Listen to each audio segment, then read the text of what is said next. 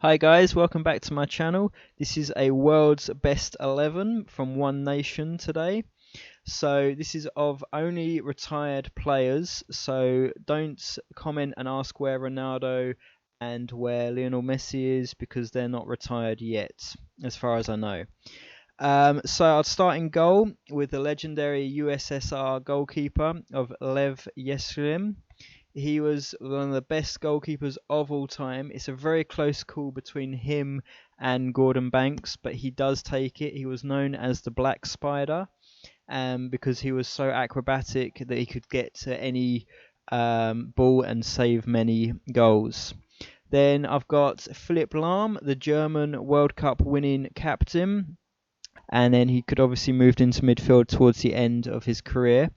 Cannavaro of Italy, the World Cup winning, who has moved into management, and he obviously played in that famous game with Zidane headbutting the Italian player. Then I've got Carlos Puyol, another World Cup winning captain for Spain. And then, of course, I've got Bobby Moore, the most famous England player of all time, the youngest England captain, and just a fantastic player. And then moving into midfield, I've got a very attacking midfield here. I've got Zinedine Zidane, of the French captain, who was at one point a fantastic player and the best player in the world. And sadly, he did end his last game with a red card by headbutting a player, something that nobody wants to see on a football field, especially not in a World Cup final. And it's just absolutely appalling that he went out like that. Then you've got Johan Cruyff, one of the best Dutch players, one of the best players, probably in the top three in all time after Maradona and Pele. I mean, you have a move called the Cruyff turn, which is named after him, the fantastic Dutch wizard.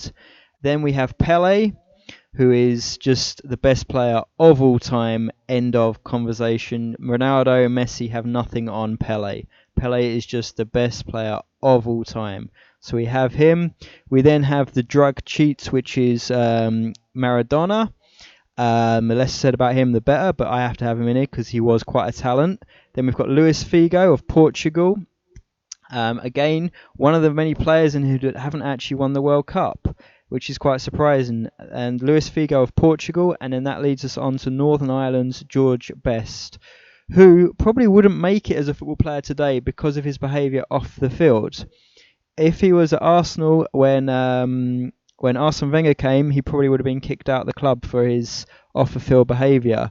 And it's, if you think about him, if he was a modern football player today and he didn't have a drink problem, he probably would have been up there with Ronaldo and Messi on another, even probably better than them. So that completes the 11. If you liked it, please subscribe. Thanks so much for watching. I'll see you in the next one.